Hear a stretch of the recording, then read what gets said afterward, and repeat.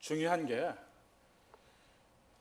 이제 성경에 관해서만 얘기를 한다면 우리가 제일 중요한 게 어떠한 관점으로 성경을 볼 것인가, 이것이 상당히 중요하다고 생각을 합니다. 예를 들어 보면 마태복음 25장을 먼저 한번 봅시다. 마태복음 25장에 보면 그 열처녀 비유가 나옵니다. 그 열처녀 비유를 보면 사실 그 슬기로운 다섯 처녀가 왜 그 슬기로우냐 하면 그들이 이제 기름을 준비했다, 이제 이것을 보는데, 만약에 오늘날에 그 한국에서 팽배한 여러 가지 소위 뭐 평등주의 뭐 이런 면에서 본다면 이 열처녀 비유를 볼 때 상당히 다른 관점으로 볼 것입니다. 예를 들어서 지금 성경에서는 슬기로운 다섯 처녀라고 했지만 그냥 일반적인 도덕적인 기준으로 보면 이 사람들은 이기적인 다섯 처녀입니다. 자기들 잘 살겠다고 기름이 없는 5명에게 나눠주지 않은 아주 이기적인 다섯 처녀입니다. 그러니까 성경을 일단 여러 가지 관점으로 보기 시작을 하면요, 성경에서 수없이 많은 다른 해석들이 나올 것입니다. 그러면 우리는 어떠한 관점으로 성경을 볼 것인가 하는 문제예요. 어떠한 관점으로? 지금 성경에서 물론 장르의 면에서 여러 가지의 면이 있지만 주로 이제 그 역사 기록에 관한 면, 어제 내러티브라고도 했는데 그 여러 가지 역사 기술이 있습니다. 그러니까 모세오경에서도 역사 기술이 쭉 있고, 이 전선지서, 그러니까 신명기 관점에서는 뭐 여호수아, 사사기, 사무엘기, 열왕기, 또 열왕기와는 전혀 다른 역대기, 또 신약에 와서 이 선지서에서도 여러 가지 역사, 특히 뭐 예레미야 같은 것은 전부 역사 기록이죠. 언제나 그 역사의 뿌리를 두고 하나님의 말씀이 증거되고 있습니다. 신약에 와서도 전부 그 역사적 배경들이 있는 것들입니다. 그래서 그 역사를 보는 관점, 아침에도 세계관에 대해서 얘기했는데 역사를 보는 관점이 대단히 중요한 겁니다. 그러니까 어떤 사건이 일어났을 때 그 사건을 어떻게 볼 것인가. 그러니까 보통 역사라고 할 때 우리는 저 대학교 1학년 때 그 E.H. 카의 역사란 무엇인가에서부터 제일 먼저 배웠습니다. 역사는 그냥 과거에 그저 사실의 편린을 기록한 것이 아니다. 그러니까 이걸 역사를 히스토리라는 면하고 게식대, 이 두 가지로 나눕니다. 히스토리는 그냥 사실의 집합이라고 보통 이야기할 수 있습니다. 근데 게식대는 그 사실에 해석을 붙인 겁니다. 마치 하늘의 별이 수없이 많이 있지만 그 별들을 이어서 어느 것은 북두칠성이라고 하고 어느 것은 전괄자라, 어느 것은 물병자라, 뭐 이렇게 붙이는 것이 그게 해석입니다. 점들의 연결, 사실의 연결을 어떻게 해서 어느 관점으로 볼 것인가 하는 것이 해석이에요. 가장 비근한 예로 우리가 학교 다닐 때 세계사를 배웁니다. 근데 세계사를 배우면 주로 대국의 역사, 제국들의 역사입니다. 근데 거기에 비해서 성경은 전혀 다른 역사를 기록하고 있습니다. 보통 일반적인 세계사에서는 지금 성경에 있는 대로 얘기하면 주로 애굽의 역사, 바벨론의 역사, 이것들이 쭉 내려와서 그 애국과 바벨론의 그 경쟁 관계 속, 갈등 관계 속에서 그 중간에 팔레스타인이 여기도 속했다, 저기도 속했다, 이런 모든 것이 성경의 역사로 나옵니다만은, 세계의 역사로 나옵니다만은, 성경의 역사는 그 대국들이 오히려 주연이 아니고 조연입니다. 객관적으로 볼 때는 작은 나라, 그 팔레스타인의 그 이스라엘 또는 유다라는 나라가 오히려 주인공이고 다른 대국들은 조연으로 성경에 나옵니다. 관점이 다른 거예요. 우리가 매일 성경을 읽어야 되는 이유는 성경에서 여러분 뭘 봅니까? 성경을 읽지 않으면 이 세상의 일반적인 세계를 보는, 아까 세계관이라고도 얘기했는데 그 관점이 끊임없이 수없이 많은 미디어를 통해서 우리에게 들어옵니다. 근데 그 관점을 가지면 우리는 하나님을 떠난 관점을 갖게 됩니다. 우리가 성경을 읽게 되면 성경 속에서 하나님이 우리에게 주시는 관점을 갖게 되는 것입니다. 이게 대단히 중요해요. 관점이 바뀌어야만 세상을 볼 때 세상 사람과 우리는 다른 관점으로 보게 되고 달리 해석하고 그들은 소망을 가질 수 없지만 우리는 소망을 갖게 되는 거예요. 그럼 다른 관점을 어떻게 갖게 되느냐? 성경을 읽는데 그냥 읽는다고 성경의 관점이 그냥 생기지 않습니다. 하나님께서 우리에게 주시고자 하는 관점이 있어요. 그래서 어제도 잠깐 말씀드렸지만 왜 이 면을 이야기를 했냐면 잘못하면 여기서 일부분만 가지고 성경의 의미를 따지려고 하는 사람들이 있습니다.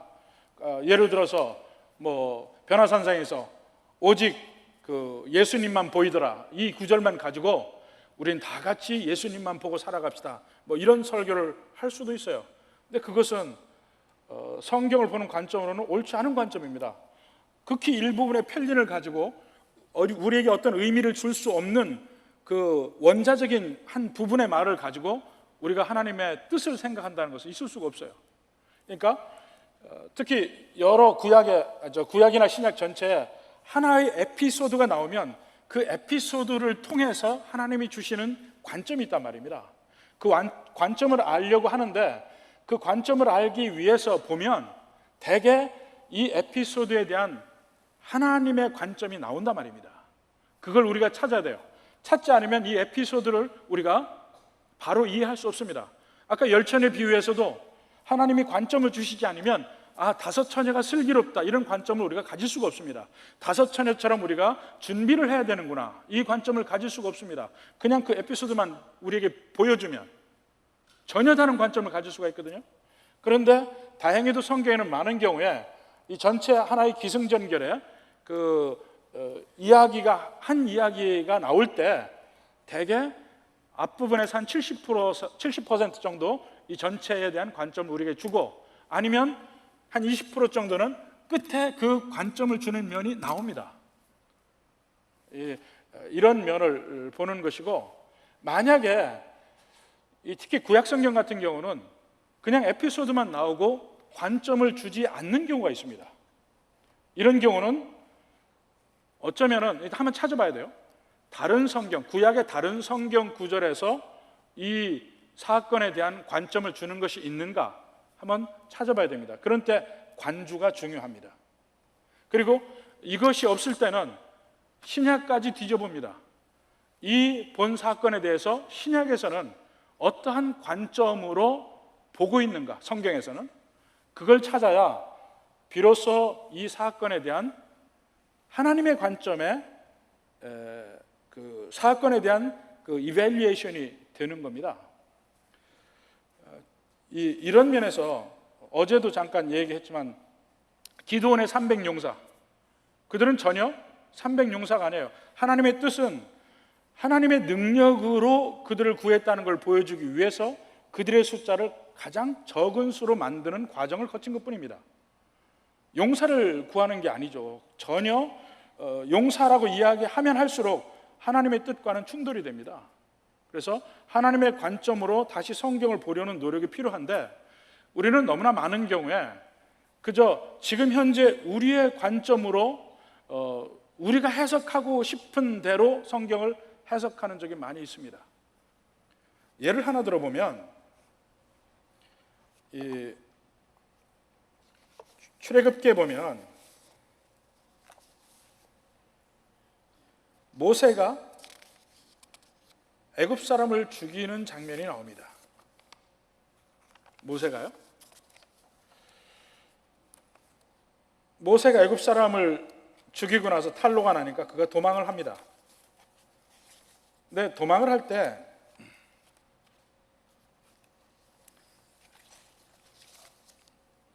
미디안 광야에서 40년을 지나고 그 뒤에 하나님의 택함을 받아요. 다시 돌아가라고 이야기를 합니다. 너무나 많은 경우에 모세가 처음에는 자기의 혈기로 애굽 사람을 죽이고 자기 백성들을 구하려고 하다가 그 혈기로 할 때는 실패하고 40년간 하나님께서 낮추시고 충분히 낮아지고 나서 보니까 그 다음에 하나님께서 보낼 수가 있어서 그 다음에 보냈다, 이렇게 들었을 겁니다. 창피한 얘기지만 저도 그렇게 얘기한 적도 있고. 근데 우리가 그러한 것이 일종의 편견인데 한번 봐야 됩니다. 과연 성경에서 그 모세가 애굽 사람을 죽인 사건을 가지고 성경은 뭐라고 하고 있는가, 그걸 한번 찾아볼 필요가 있습니다. 예를 한번 보면 히브리서 11장 24절에서 26절까지 한번 봅시다.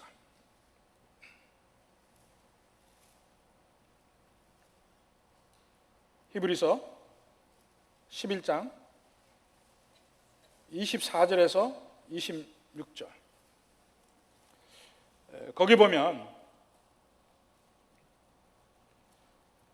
여러 믿음의 선진들이 나오는데 그 중에 모세에 관해서 나오는 대목입니다. 뭐라고 되어 있냐면, 믿음으로 모세는 장성하여 바로의 공주의 아들이라 칭함받기를 거절하고 도리어 하나님의 백성과 함께 고난받기를 잠시 죄악의 낙을 누리는 것보다 더 좋아하고 그리스도를 위하여 받는 수모를 애굽의 모든 보화보다 더 큰 재물로 여겼으니 이는 상 주심을 바라봅니다. 모세가 언제 믿음으로 이걸 택했습니까? 모세의 일생 중에서 모세가 바로 궁전의 모든 물질과 자기의 모든 커리어와 이걸 다 포기하고 하나님과 함께하는 것을 더 좋아했다. 모세의 믿음의 선택이 언제였냐고요. 성경에 보면 모세가 믿음으로 특별한 뭘 선택한 일이 없습니다. 오직 모세가 선택한 일은 히브리 사람을 위해서 애굽 사람을 죽인 일밖에 없습니다. 그 일로 인하여 결국 그는 궁전에도 못 들어가게 되고, 모르겠어요. 그때 생각해서 그가 완전히 이제까지 애굽 왕궁에 왕자로 살던 삶을 버리고 나는 히브리 사람과 함께 하겠다, 그렇게 생각했는지 모르겠습니다. 근데 그때의 사건을 보면 그가 그렇게 크게 생각했던 것 같진 않아요. 단지 자기가 히브리 사람인 것을 알고 그 히브리 사람 편을 들어서 애굽 사람을 죽인 일, 그거 하나밖에 없습니다. 근데 성경은 히브리서에서 이야기하기를 바로 그것이 바로의 공주의 아들이라 칭함받기를 거절하고 하나님의 백성과 함께 고난받기를 잠시 죄악의 낙을 누리는 것보다 좋아했다, 이렇게 평가를 하고 있습니다. 그 사건이에요. 과연 모세가 분명히 그때는 나름대로 자기가 그렇게 하면 이스라엘 백성들이 자기를 따르고 자기 편이 되어서 뭔가 그들과 함께 하기 위한 그러한 일을 하기는 한 것 같은데, 그 뒤에 일어난 일은 사실은 예상치 않았던 것 같습니다. 탄로나지 않을 걸 알았어요. 이스라엘 백성들이 자기 편을 들 줄 알았습니다. 근데 탄로가 났고 큰일 났구나. 그때 갑자기 그는 도망하게 됩니다. 어떻게 보면요, 하나님이 이렇게 모세가 믿음으로 선택을 했다고 한 그 장면을 자세히 보면 그렇게 모세가 큰 믿음이 있었던 것도 아니고 분명히 선택을 하긴 했어요. 선택 뒤에 그 일은 자기가 상상할 수 없을 그러한 길을 걸어가게 되고 만 거예요. 근데 하나님은 그를 믿음의 선택을 했다고 이야기하는 대목입니다. 근데 우리는 너무나 많은 경우에 결과를 가지고 동기를 분석합니다. 그가 실패한 걸 보니까 혈기로 해서 실패했구나, 이렇게 생각을 해요. 근데 하나님의 일은요, 성공보다 실패가 더 많습니다. 그리고 그 실패를 통해서 오히려 하나님의 큰 일을 이루는 적이 훨씬 더 많습니다. 세상적 문제를 통해서 성공과 실패를 가지고 잘하고 못하고를 이야기를 한다면 이 세상에서 제일 못한 거는 예수님이, 하나님이 십자가에 가신 것이죠. 그보다 더한 실패가 어디 있습니까? 세상에 수없이 많은 사람들이 실패를 하고 실패 중에 오히려 하나님의 역사를 경험하고 나중에 더 큰 하나님의 복을 받는 경우를 많이 봅니다. 요셉도 마찬가지고, 수많은 사람들이 오히려 실패 속에서 하나님의 능력을 경험합니다. 모세도 실패했죠. 실패했다고 해서 모세가 혈기로 해서 잘못했다고 이야기는 할 수 없어요. 그것은 우리의 뜻을 성경에다 집어넣는 것입니다. 히브리서만이 그렇게 이야기하는 것이 아니고 사도행전 7장에 가서 봅시다. 사도행전 7장.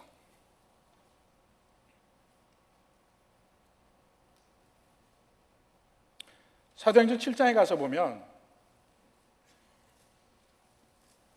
7장 23절로 25절까지 봅시다. 더 정확하게 나옵니다. 자, 7장 23절부터 봅니다. 나이가 40이 되매 그 형제 이스라엘 자손을 돌볼 생각이 나더니 한 사람이 원통한 일 당함을 보고 보호하여 압제받는 자를 위하여 원수를 갚아 애굽 사람을 쳐 죽이니라. 바로 그 사건이 나오죠. 바로 그 사건이. 그는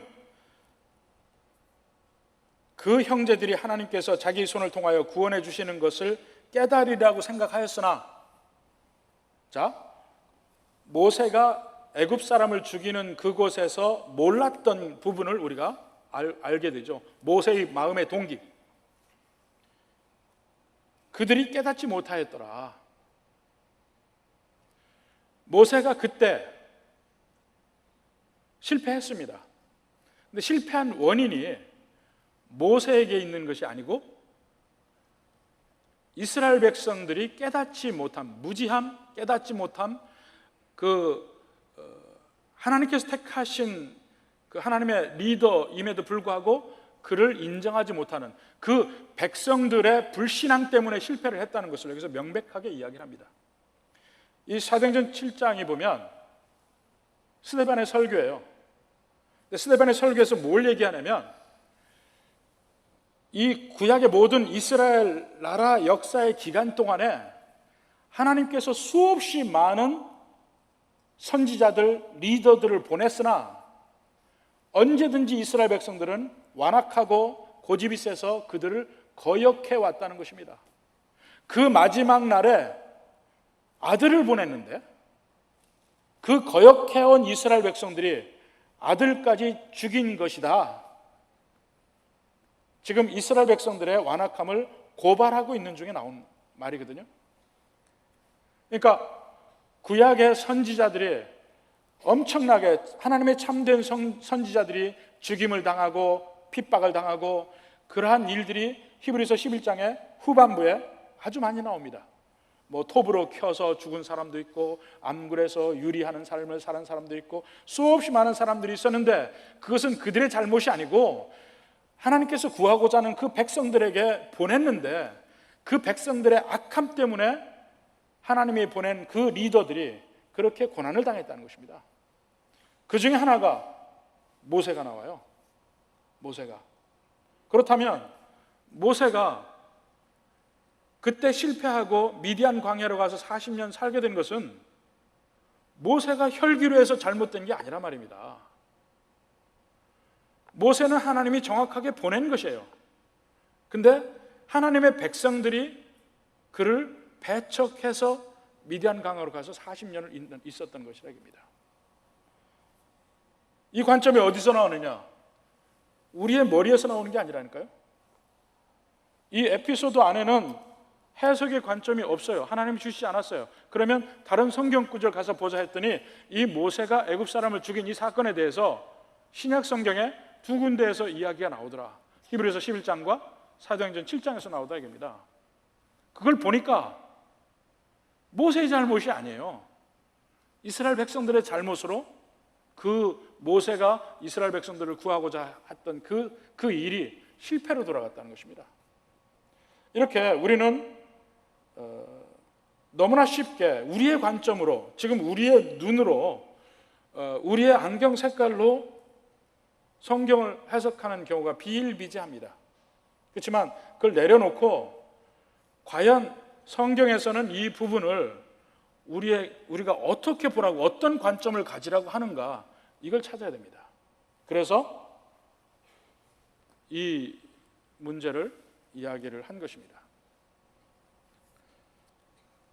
그 외에도 성경에서 우리가 너무나 정반대로 보고 있는 부분들이 상당히 많이 있다고 생각을 하는데, 그런 부분들을 조금씩 봐나가면 좋겠습니다. 그리고 이제 오늘은 이 관점의 면에서 크게 두 가지 면을 보는데, 먼저 성경 해석의 관점에서 누가복음 24장 27절 한번 보겠습니다.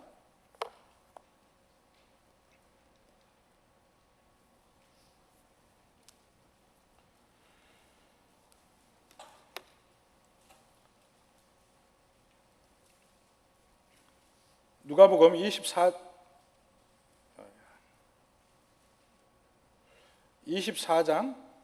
27절을 보면,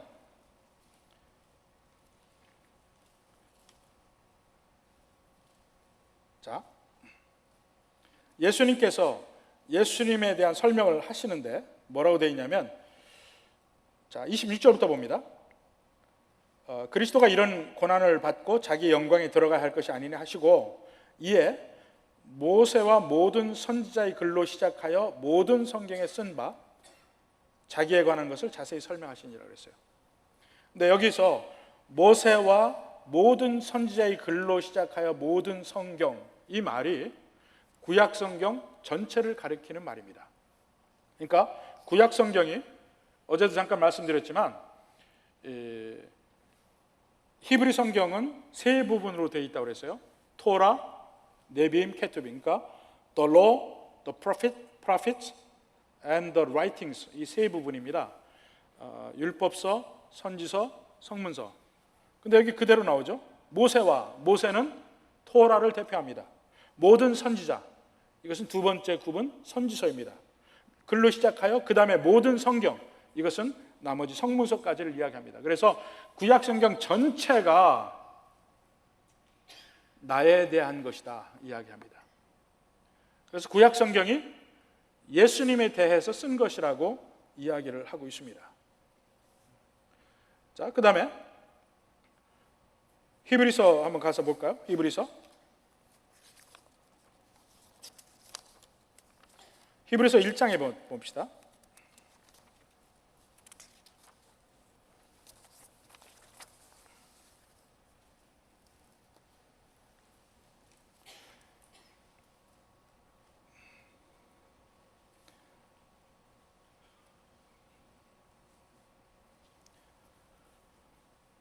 자, 히브리서 1장에 보면 옛적에 나오죠. 1장 1절에. 그 다음에 1장 2절에는 이 모든 날 마지막에는 하고 나옵니다. 그래서 옛적에는 구약에 관한 이야기입니다. 2절에 이 모든 날 마지막에는 예수님이 오신 신약시대의 이야기입니다. 구약은 옛적에 선지자들을 통하여 여러 부분과 여러 모양으로 우리 조상들에게 말씀하신 하나님이, 구약을 하나님이 말씀하셨다는 이야기입니다. 이 모든 날 마지막에는 아들을 통하여 우리에게 말씀하셨다. 이것은 신약의 말씀이에요.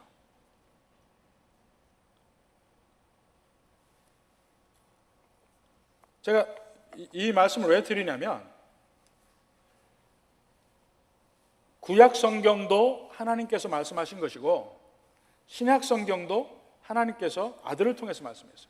구약은 선지자들을 통해서 말씀하셨고, 그래서 구약이나 신약이나 전부 하나님께서 말씀하셨다는 것입니다.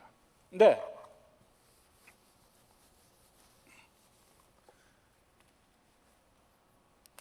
그래서 하나님의 말씀을 뭐라고 부르냐? 이게 제일 먼저 이것은 믿음입니다. 믿음. 가장 우리의 기초의 믿음인데, 성경은 하나님의 말씀이다. 우리는 너무나 당연하게 생각을 하는데요, 이렇게 믿는 교단이 그렇게 많지가 않습니다. 정확하게 얘기하면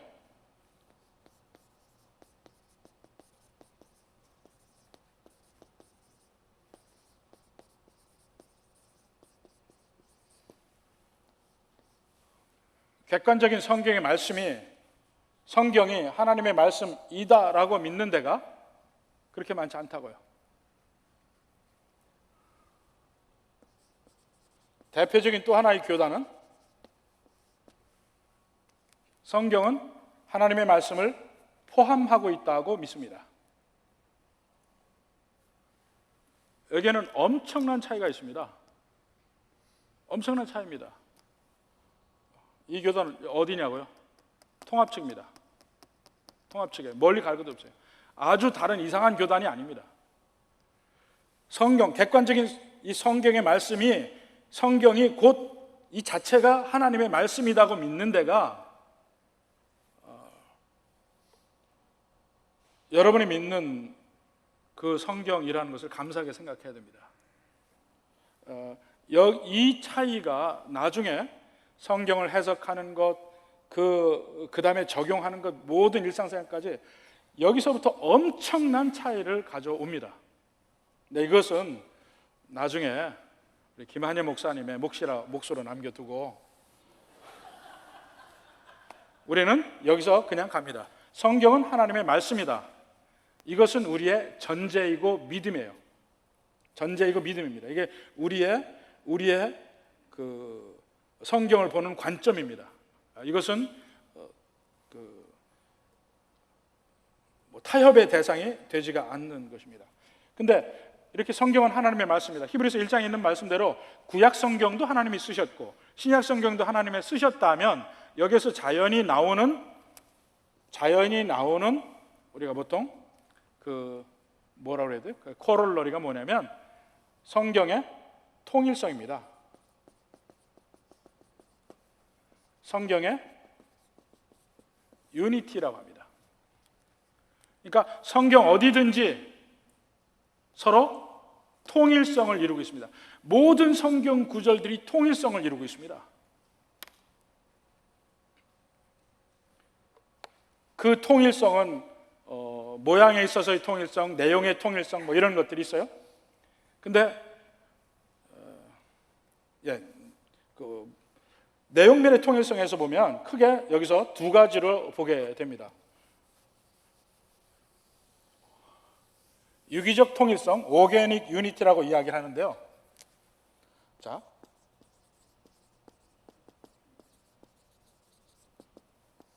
오게닉 유니티는 두 가지 면에서 볼 수가 있습니다. 첫째로는 제가 여기 서 있습니다만 제 어린아이 때의 제가 있어요. 그리고 장성하고 이제 나이가 들은 제가 있습니다. 그 어린아이 때 나와 지금의 저는 유기적 통일성을 가지고 있습니다. 많이 달라졌죠. 그때는 작고 기저귀를 차고 아무것도 세상 물정 모르는 어린아이였지만 본질적으로는 지금 장성한 나와 같다는 것입니다. 그것이 오게닉 유니티예요. 시간적 흐름이 있음에도 불구하고 작은 씨에서, 자, 사과 씨에서부터 사과 씨를 심으면 점점 자라나서 사과 나무가 되고 사과 열매가 맺어지는데 제일 먼저 사과 씨와 그 마지막에 맺어지는 사과 열매와의 관계가 오게닉 유니티라 합니다. 이것이 성경도 바로 이와 같은 특징을 가지고 있다 하는 얘기입니다. 근데 그 오게닉 유니티가 뭐냐면, 자, 특히 구약 성경과 신약 성경과 이 관계, 1500년에 걸쳐서 쓰여졌지만 처음에 어제 김 교수님 얘기한 대로 원복음이 있습니다. 창세기 3장 15절 원복음에서부터 신약 계시록까지 오르게닉 유니티, 유기적 통일성을 가지고 있다. 본질적으로 똑같다는 얘기입니다. 한 하나님의 이야기인데 똑같아요. 근데 차이가 뭐냐? 씨에서부터 점점 자라나서 점점 구체화되고 밝히 보여지고 마지막에 열매로 모든 것을 완전히 보여지게 되는데, 그것이 예수님 때 와서 완전히 보여지게 된다는 얘기입니다. 그러한 면을 우리가 이해하고 성경을 봐야 합니다. 이것을 다른 면으로 이야기하면 이제 구속사적으로 본다 뭐 이런 얘기를 하는데, 구원의 역사 속에서 하나님이 처음에는 아주 씨만큼 보여줘요. 원복음에서 여자의 후손과 그 뱀의 후손, 이렇게 간단하게만 이야기를 했어요. 자세히 구체적으로 어떻게 일어나는지는 모릅니다. 그런데 성경의 역사의 전개 과정을 통해서 그것이 점점 희미하게 보이다가 점점 신약에 와서 밝히 보여서 완전하게 보여진단 말입니다. 그래서 성경을 해석할 때 과연 이 구원의 역사 속에서 어떠한 단계에 있는 성경을 우리가 보느냐, 이 면을 보는 것도 대단히 중요합니다. 왜냐하면 여기는 씨만 보이잖아요. 여기서는 완전한 사과 열매가 보일 거 아닙니까? 그러면 그 중간 과정들이 있어요. 처음에는 희미하고 잘 안 보입니다. 신약에 와서는 완전하게 확실하게 보입니다. 이런 차이를 인정해야 되죠. 그러니까 율법에서는, 구약의 율법은 좀 더 희미하게 보입니다. 하나님의 본래의 뜻이. 근데 신약에 와서 보면, 예수님의 산상봉 이런 것을 보면 이것은 더 훨씬 완전하게 하나님의 뜻이 보인단 말입니다. 그래서 예를 들어서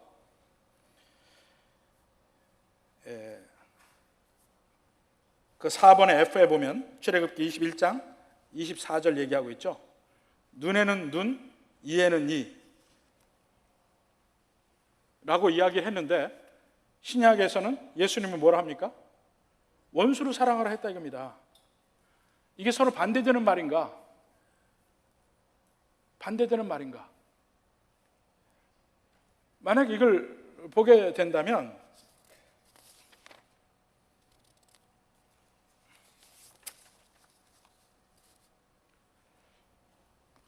옛날에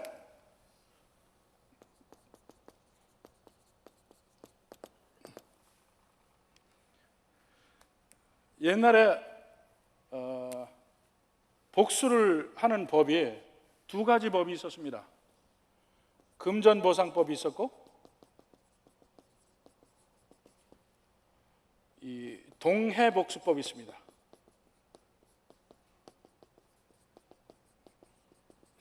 금전보상법은 사람을 다치게 했으면 소 5마리를 주라, 뭐 이런 게 금전보상법이에요. 동해복수법은 눈을 다쳤으면 눈으로 똑같이 갚으라. 이게 동해복수법인데요. 자, 눈에는 눈에를 해석하기 위해서 그 당시의 상황과 환경을 좀 볼 필요가 있습니다. 금전보상법과 동해복수법이 어느 것이 낫느냐? 많은 경우에 우리는 그냥 생각을 할 때 동해복수법은 좀 상당히 원시적인 것이고 금전보상법이 나중에 나왔을 거라고 생각을 했는데, 나중에 고고학적 발전에서 보니까 오히려 금전보상법이 먼저 있었던 것이라는 게 나옵니다. 무슨 얘기냐면, 금전보상법은요 강자의 법입니다. 부자들은요 돈이 많으면 아무라도 상하게 하고 돈으로 던져주면 돼요. 전에 그런 일이 있었습니다. 한화 회장이 그 누구를 실컷 데려다가 두둑을 패놓고 돈 줘서 해결하려고 했어요. 그러다가 아주 된통 걸린 적이 한 번 있습니다만은, 이것은 공평하지가 않은 법이에요. 동해복수법은 가난한 자와 부자를 구별하지 않습니다. 똑같이 공평하게 벌을 받게 되는 법이에요. 그래서 공평성이 오히려 있는 것이고, 또 하나는 왜 하나님은 눈에는 눈, 이에는 이라고 얘기했을까 하는 것을 볼 때에 그것을 이해하기 위한 좋은 것이 창세기 4장에 라멕의 노래가 나옵니다. 창세기 4장 한번 볼까요?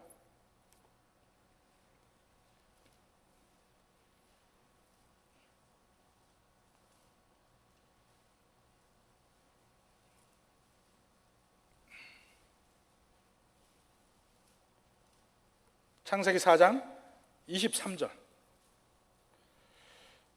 라멕이 아내들에게 이르되 아다와 실라여 내 목소리를 들으라.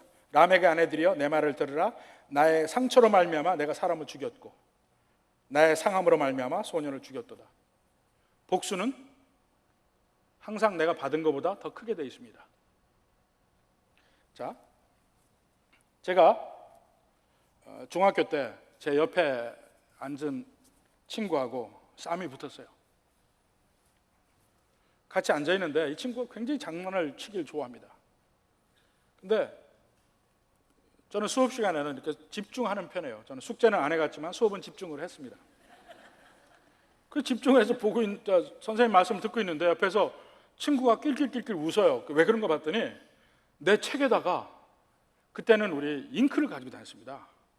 잉크가 뒤집어져 가지고 막 온통 뭐 엉망이 되는 수도 있고 한데, 그 잉크로 펜을 해서 찍어서 쓰는데 내 책에다 옆에다가 쭉 잉크로 칠을 해놓은 거예요. 그래놓고 좋다고 낄낄대고 웃어.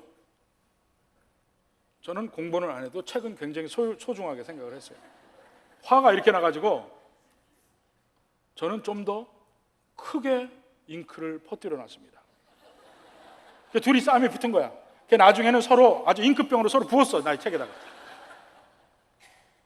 그 이후로 싸움이 계속 나가지고 한참을 싸운 적이 있습니다. 무슨 얘기 하려고 하냐면, 복수는요 항상 내가 받은 것보다 더 크게 하게 돼 있어요. 왜냐? 내가 옆에 있는 사람에게 가만히 있는데 제가 볼펜을 확 뺐었다고 칩시다. 그러면 옆에서 당한 사람은 황당할 거 아니에요. 막 화를 낼 거 아니에요. 그럼 얼른 도로 줬어? 그럼 끝납니까? 도로 줬어요. 그거 끝나냐고? 화가 남아요. 화가. 우리가 상대편에게 어떤 데미지를 입히게 되면 그 사람이 입게 되는 여러 가지 물질적 손해가 있습니다. 근데 물질적 손해가 있고, 또 하나는 사람을 분노하게 합니다. 그래서 하나님이 다른 사람에게 손해를 입히면 5분의 1을 더해서 주라는 게 바로 그거예요. 똑같은 걸 갚으면 상대편의 화는 어떻게 하고, 그 화까지 잠재우는 면이 더 있어야 되거든요. 그러니까 복수는 반드시 더하게 되어 있습니다. 그래서 복수가 부를 때는 항상 이 에스컬레이트가 되는 거예요. 점점 더 심해지는 겁니다. 그게 전제가 되어 있습니다, 사실은. 그런데 하나님이 여기서 뭐라 하시냐면, 눈에는 눈이라고 얘기해요. 이거 다른 말로 하면, 눈을 다치게 했으면 목을 치지 말라는 얘기입니다. 라멕은 목을 치겠다고 그랬어요. 눈을 다치게 했으면 눈만 해라 하는 얘기입니다. 무슨 얘기입니까? 복수를 제한하는 법이라는 얘기입니다. 복수를 제한하는 법. 자, 이 구속의 역사에서 희미하게 밝게라고 얘기했죠. 구약 성경은 전부 뭐가 나오냐면, 하지 마라가 굉장히 많이 나옵니다. 근데 신약 성경은 하라예요. 하라 하라, 하지 마라 하지 마라 하는 것은 하나님의 모든 표현이 소극적으로 나오는 것입니다. 신약에서는 적극적으로 나오는 것이에요. 눈에는 눈도 이 배경을 보면 복수를 제한하는 법입니다. 복수를 싫어하는 하나님의 뜻이 아주 제한적으로 표현된 것이 눈에는 눈이에요. 복수는 원래 눈에는 목으로 되어 있다니까요. 복수를 제한하는 법입니다. 근데 오히려 이것을 복수를 허용하는 법이라고 본다면 하나님의 의도를 무시하는 것밖에 되지 않아요. 무슨 얘기냐면 복수를 싫어하시는 하나님의 뜻이 희미하게 표현되어 있다는 것입니다. 구약은. 근데 신약에 오면 복수를 싫어하는 하나님의 뜻이 밝게 적극적으로 완전하게 표현되어 있습니다. 그것이 원수를 사랑하라입니다. 그러면 이 오르게닉 유니티 속에서 작은 씨앗에서 점점 완전히 꽃이 필 때까지를 보면 씨앗을 가지고도 꽃의 이야기를 할 수 있어야 합니다. 왜냐하면 이것은 오르게닉 유니티고 완전한 하나님의 뜻은 마지막 신약에 나와 있으니까. 그래서 만약에 눈에는 눈으로 라는 것을 우리가 보고 해석을 한다면 어제 나를 때린 그놈 내가 그 자리를 그대로 때려줘야 되겠다 이렇게 생각하면 안 된단 말입니다. 이걸 보고도 하나님은 내게 복수를 싫어하는 면이 있구나 이렇게 봐야 된다는 것입니다. 그러면 원수를 사랑하라는 의미로 봐야 된다는 거예요. 성경을, 구약의 이 말씀을. 왜냐하면 유기적 통일체이니까 점점 하나님의 뜻이 처음에는 소극적으로 희미하게 나타나 있다가 신약으로 가면서 점점 밝히 보여지면서 하나님의 뜻이 완전하게 나타나니까 그 동일선상에서 같은 의미, 같은 하나님의 뜻으로 봐야 한다는 얘기입니다. 이것을 배경을 모르면 자꾸 반대로 해석을 해요. 구약은 복수를 하라 했고 신약은 원수를 사랑하라고 했다는데 아닙니다. 복수를 싫어하시는 하나님입니다. 원수를 사랑하라고 이야기합니다. 이것이 구약의 율법과 함께 전체를 보는 하나의 관점입니다. 하나의 관점. 이 통일성으로 성경을 보는 면이라 이겁니다. 그다음에 여러 구절을 같이 볼 수가 있지만은 시간적인 면에서의 통일성을 먼저 보았습니다. 시간적인 면의 통일성이고 그 다음에 이 유기적 오게닉 유니티가 또 다른 면이 있는데요. 그게 어떤 면이냐면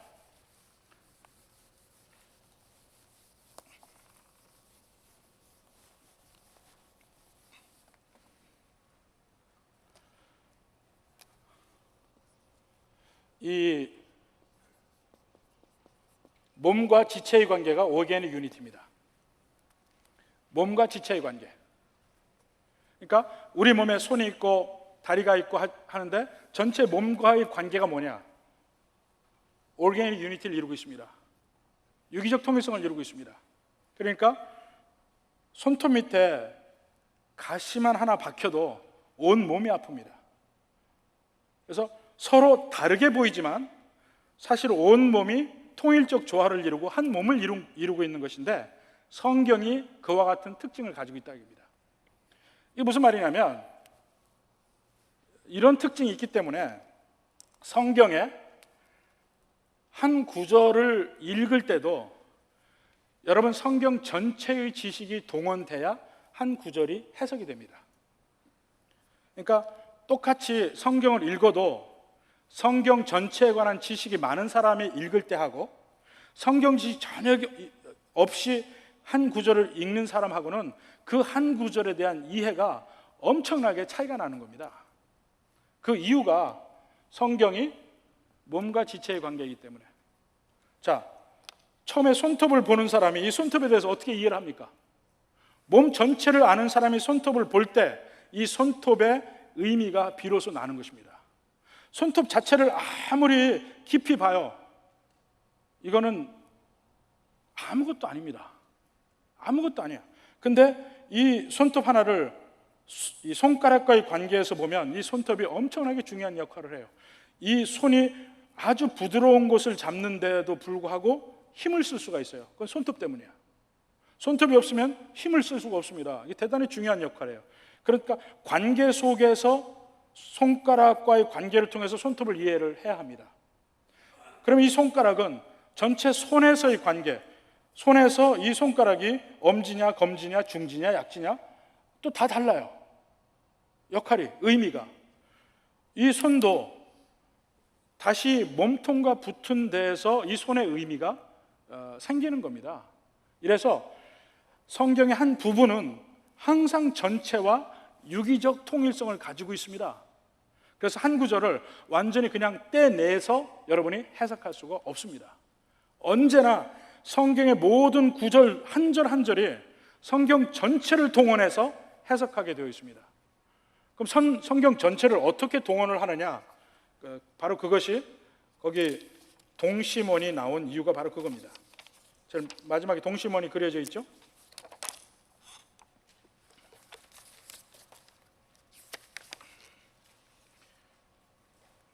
동시몬적 성경 해석이라고 해서 동그라미 4개가 그려져 있죠. 하나의 예를 들어보겠습니다. 창세기 보면 요셉의 이야기가 나오는데 과연 요셉의 이야기를 어떻게 이해를 할 것인가? 요셉 이야기가 37장에서부터 마지막 50장까지라고 보면 묘하게 그 중에 38장이 있고 39장이 있습니다. 근데 이 38장은 유다의 이야기가 나옵니다. 37장 끝에서 보면 요셉이 애굽에 팔려갑니다. 39장 처음에 보면 애굽에서 요셉이 보디발 장군 집에 들어가는 장면이 나옵니다. 38장이 없어도 37장에서 39장이 그냥 연결이 됩니다. 근데 왜 이 38장이 들어갔냐 할 때 초기 자유주의 학자들은 성경 기자가 무식해서 이것을 아무데나 끼워 넣다 보니까 이렇게 되었다라고 한 적도 있습니다. 근데 이 38장이 창세기에서 아니면 이 구약 성경에서 성경 전체에서 아주 중요한 역할을 합니다. 자, 이 동시몬을 보면 자, 그러면 제일 먼저 38장 먼저 38장을 문자적으로 있는 그대로 이해하는 것이 중요해요. 38장을 이해하고 이 38장을 이것만 떼서 이해하면 곤란합니다. 그래서 요즘에 소위 그 QT의 문제점이 이런 데 있습니다. 사실 이 38장이 이번에 여러분 보시는 분이 있는지 모르지만 국제제자훈련원에서 나오는 그 날마다 솟는 샘물이 그 지난달에 창세기였어요. 그 중에 38장에 나오는 대목이 나오는데 해석이 뭐라고 나오냐면 유다가 아내도 없이 있는 환경 속에서 그 유혹을 받고 죄를 지었다. 그러므로 우리도 그 유혹을 받는 그 순간 조심해야 된다. 뭐 이런 적용점이 나왔어요. 다 거기 자연스럽게 큐티를 해요. 근데 저는 그걸 보고 상당히 분개했습니다. 이 38장 그런 뜻이 아닌데 라고 생각을 하고. 근데 38장만을 보면 그렇게 될 수가 있다니까요. 근데 38장은 홀로 떨어진 장이 아닙니다. 아까도 얘기했지만 성경 전체와 올게닉 유니티를 가지고 있기 때문에 이것이 항상 문맥이 성경 전체라는 문맥까지 확장이 되어서 봐야 되거든요. 그럼 어떻게 보냐면 38장은 어디까지나 요셉 이야기 안에 있는 겁니다. 요셉 이야기 안에서 봐야 돼요. 요셉 이야기 안에서 보면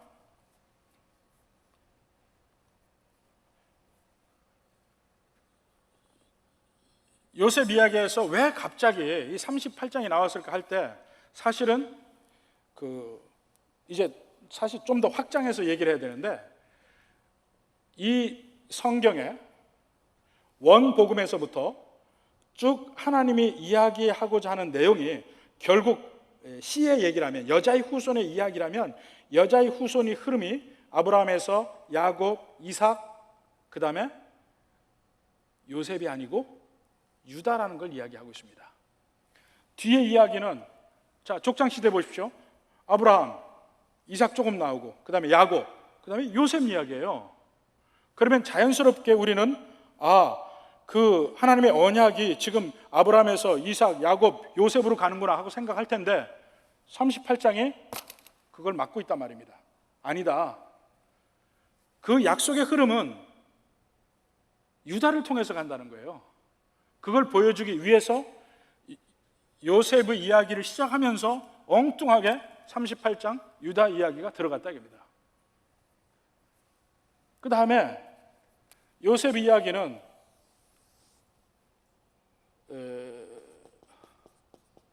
모든 족장시대 아브라함의 12장부터 50장까지 이야기 안에, 문맥 안에 존재하고, 그리고 그것은 창세기, 구약,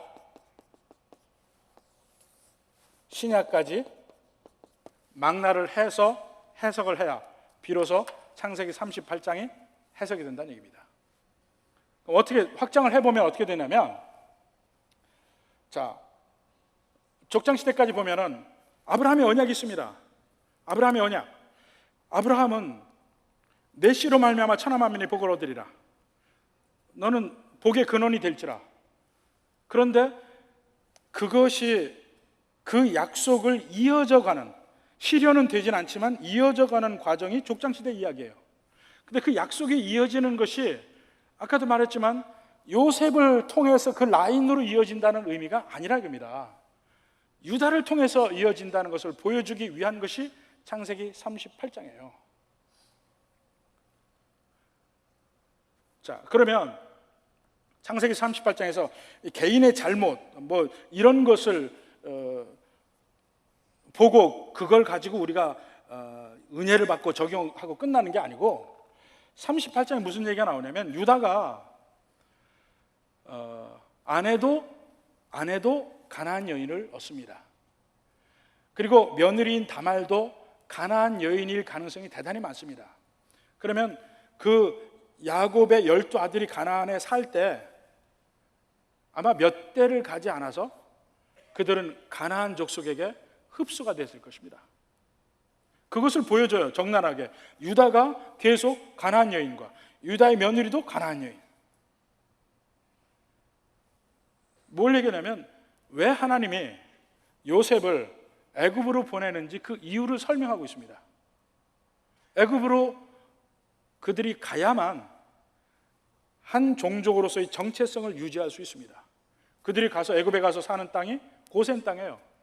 그리고 그 애굽 사람들은 농경 민족이기 때문에 유목민을 무시합니다. 그래서 절대로 같이 서로 혈연 관계를 맺지 않아요. 그래서 그들이 자기들의 그 종족을 보존하고 400년 만에 거의 200만이 되는 숫자로 불어나게 되는 배경이 바로 애굽 사람과의 관계에 있습니다. 애굽으로 내려갔기 때문에 그렇게 되는 것이지, 가나안에 있었으면 그들은 이 가나안 사람과의 혼인을 통해서 완전히 없어졌을 것이라 합니다.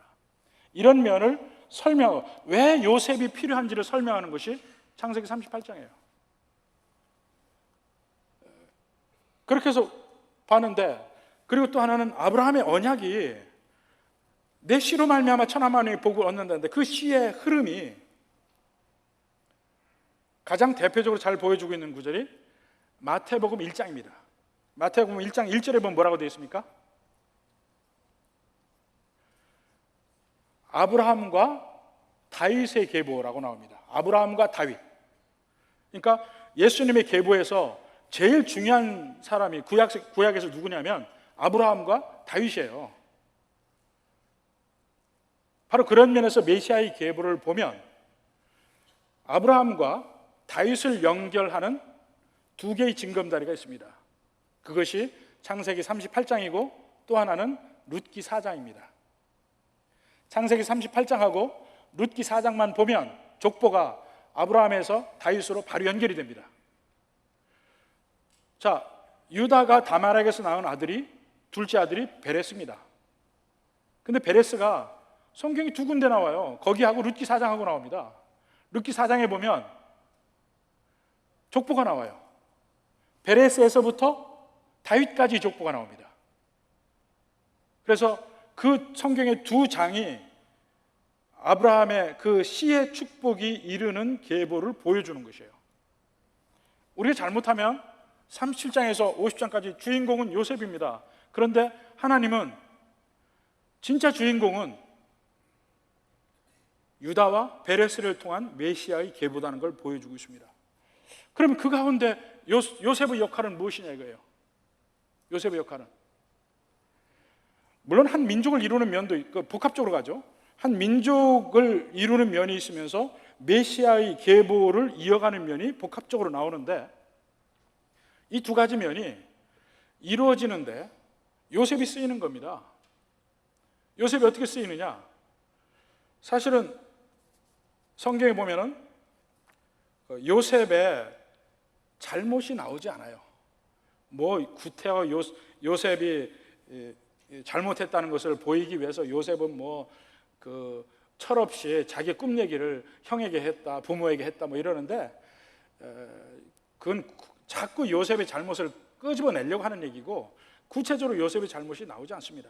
그것은 요셉이 잘못이 없어서가 아니고 요셉의 잘못을 이야기하지 않음으로써 요셉의 고난이 그의 잘못 때문에 고난을 당한다는 그 잘못된 해석을 아예 싹을 지우는 겁니다. 성경에 선지자들, 그들의 잘못 나오지 않아요. 그렇다고 그들이 죄인이 아닙니까? 그들의 잘못을 이야기할 필요가 없기 때문에 그런 거예요. 하나님의 말씀을 받아서 전하는 그것에 초점을 맞추는 거예요. 그래서 어제도 열왕기와 역대기를 비교해서 얘기했잖아요. 열왕기에는 그 왕의 잘못이 나오는데 역대기는 잘못이 안 나와요. 그 면을 뺐어요. 왜 뺐냐? 그 잘못을 이야기할 필요가 없어요. 지금 역대기에서 말하고자 하는 것은 이렇게 하나님이 연속해서 그 사무엘하 7장에 다윗의 언약에서 하나님이 약속한 것을 이렇게 이루어가고 계신다, 이걸 보이고 있는 과정이기 때문에 잘못을 이야기할 필요가 없다니까. 연속성을 이야기하기 위해서. 이런 면에서 하나님은 그들의 잘못을 이야기할 때도 있고 이야기하지 않을 때도 있어요. 요셉의 경우는 이야기하지 않아요. 왜냐? 그의 고난이 자기의 잘못 때문에 당하는 고난이 아니기 때문에 그걸 우리에게 보여주시기 원한 거예요. 그럼 뭘 보여주느냐? 하나님은 더 큰 하나님의 원대한 계획이 있습니다. 그것이 아브라함의 언약이죠. 아브라함의 언약이 이 세상에서 이루어지는 원대한 계획을 실행하는 중에 이들을 애굽으로 보낼 필요가 생긴 겁니다. 애굽으로 보내야 돼요. 근데 애굽으로 보내기 위해서 그 도구로 쓰임 받는 것이 요셉이에요.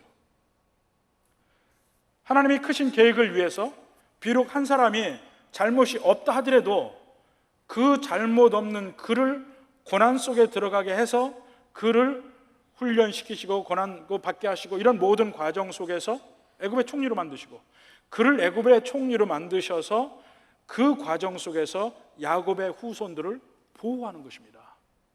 애굽으로 보내서 보호하는 그 에이전트가 요셉이에요. 그러니까 여기서 주인공이 역시 아까 얘기한 대로 하나님이에요.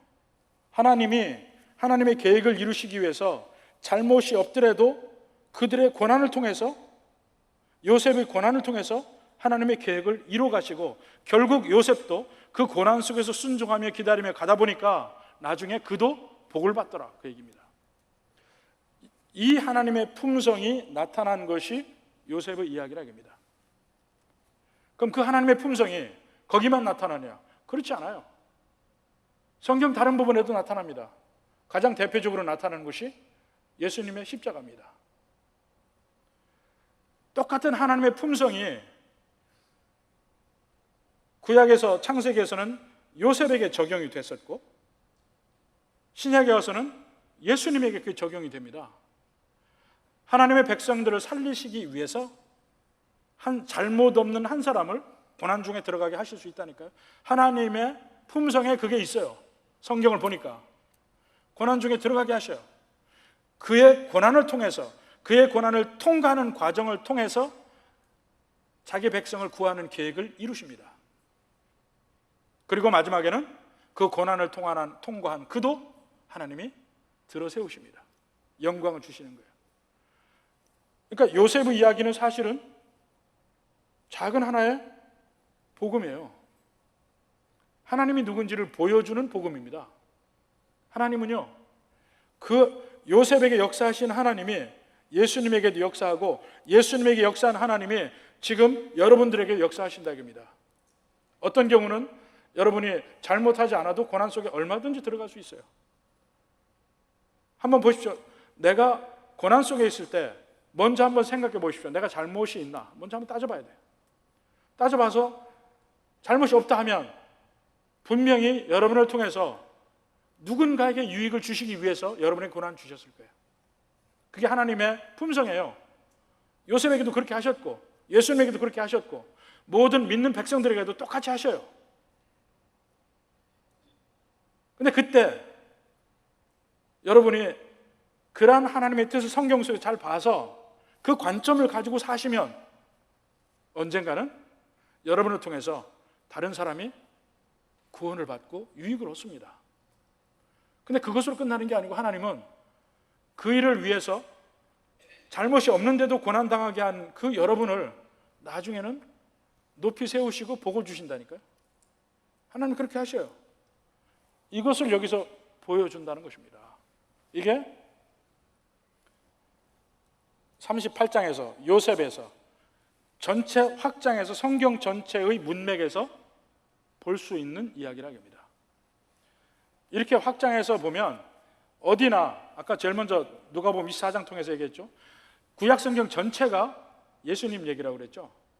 근데 그 예수님 얘기라고 하는 면이 꼭 예수님의 살아계실 때 어떤 모습을 구체적으로 적용하려고 안 해도 그 예수님께서 이 세상에 오셔서 보여주신 그 하나님의 뜻, 하나님의 사랑, 그 하나님의 의도, 이것들이 구약 성경 어디에서나 그 보인단 말입니다. 근데 어떻게 보느냐? 바로 이 동시문적으로 확장해서 나가다 보면 하나님의 크신 뜻 안에 구원의 역사 속에서 어느 시점인가를 보고 깨닫게 되는 것입니다. 바로 이것이 이 문맥을 통해서 문맥이 확장돼 가면서 보는 거예요. 그러니까 이 38장을 보면 일단은 유다 이야기 같아. 근데 요셉 이야기까지 보면 아, 이게 유다 이야기가 아니고 요셉 이야기구나 할 수가 있습니다. 근데 좀 더 펼쳐가면 아브라함의 언약까지 가서 보면 아, 이게 아브라함의 언약이 이어지는 장면을 보여주고 있구나. 이렇게 점점 자꾸 주인공이 바뀌는 것을 알 수가 있어요. 그래서 확대해서 전체의 문맥, 구약의 문맥, 신약까지 해서의 그 문맥 가운데 한 장, 한 부분, 한 에피소드를 봐야 합니다. 그래야 비로소 그 의미가 확정이 납니다. 이런 과정을 통해서 그 성경을 해석하려는 노력을 계속합니다. 그러니까 이런 면들이 제가 알기는 우리 김한혜 목사님도 설교를 할 때 바로 그러한 문맥의 확장을 통해서 전체 구속의 역사를 보여줄 것이고 그런 설교들을 들을 때 이 성경 전체가 제대로 자기 위치를 찾습니다. 그렇지 않고 매번 여러분이 큐티하는 대로 그냥 오늘은 아, 유다는 이렇게 생활했으니까 나는 이렇게 해야지. 그 다음에 요셉은 이랬으니까 나도 이래야지. 이러한 그 실존적인 적용, 이것으로만 가면 여러분 성경에 대한 진정한 이해는 못합니다. 그리고 적용도 항상 잘못돼요. 교만한 바리새인만 만들어요. 그리고 큐티 해보시면 알지만은 적용도 하다 보면 한심하죠. 매일 못 지키는 적용 또 해야 돼. 매일 못 지키는 적용. 근데 이런 문맥을 통해서 묵상을 할 수 있게 되면 언제나 우리 묵상의 마지막 종점은요, 내 행동이 아니고 예수님입니다. 그 행동, 그 적용의 마지막까지 가면 예수님에 관한 은혜로 끝납니다. 그러면 은혜를 받고 일어나는 나는 내가 그 전에 할 수 없는 일을 할 수가 있어요. 내 능력이 아니고 예수님이 주신 능력을 할 수 있는 거예요. 그러니까 언제나 묵상은 예수님에게 종착역이 가야 됩니다. 갈 수 있어요. 왜냐하면 모든 성경이 예수님에 관한 거라고 했잖아요. 이걸 정상적으로 적용을 하다 보면 반드시 그렇게 갈 수 있다고요. 그렇게 해서 언제나 복음과 맞닥뜨리는 것이지 이런 행동 저런 행동과 맞닥뜨리는 게 아닙니다. 행동은요 언제나 부차적인 것입니다. 여러분이 부부 다 끝났죠? 부부 얘기만 마지막 하겠습니다. 이 성경을 통해서 결국은 우리는 하나님과의 만남의 과정이거든요. 자, 부부간에 서로 살다 보면 서로 지켜야 될 게, 상대편에게 해야 될 게 있습니다. 그러니까 설거지는 누가 하고 청소는 누가 하고 이게 구체적으로 정하는 것들이 있잖아요. 그러면 아무리 그것들을 서로 정확하게 잘 정해서 자기가 맡은 걸 열심히 잘 한다고 해서 부부관계가 좋아지는 건 아니에요. 서로가 사랑해야 합니다. 근데 사랑하면 특정한 어떤 일을 하냐 마냐 그거 가지고 얘기를 안 해도 돼. 사랑하면 서로가 상대편에게 할 수가 있어요. 사랑하면 서로가 할 수가 있습니다. 구체적인 행동에 관한 지침이 없어도 사랑하면 할 수 있어요. 구약의 말씀은 일종의 구체적인 행동 지침이 많은 거예요. 근데 신약에서 예수님은 그 정신이 뭐냐? 사랑이라고 이야기하고 있어요. 바리새인들은 그것을 사랑이라고 보지 않고 구체적으로 디테일에 강하게 지키면 자기는 할 일 다 했다고 생각하는 거야. 그러니까 남편이 와서 얘기하는 거야. 내가 돈도 벌어다 줬고 내가 뭐도 했는데 뭐가 문제냐? 얘기할 때 여자들은 승질나죠. 행동 가지고 얘기하거든. 이것도 다 했는데 뭐가 문제냐? 승질나는 거야. 그 안에 사랑이 있느냐? 그 문제거든요. 하나님과 우리의 관계도 마찬가지입니다. 하나님, 나 하나님께 이렇게도 하고 이것도 하고 저것도 했잖아요. 하나님 승질나는 얘기예요. 네가 나 사랑했냐? 그래. 성경을 통해서 결국은 만나는 것이 이러한 하나님의 사랑을 만나는 것입니다. 그렇게 해서 바른 해석이 있으면요 반드시 마지막에 하나님의 사랑을 만나게 되어 있습니다. 그 은혜에 감격하고 일어날 때 나는 그 전에 못한 일을 할 수 있어요.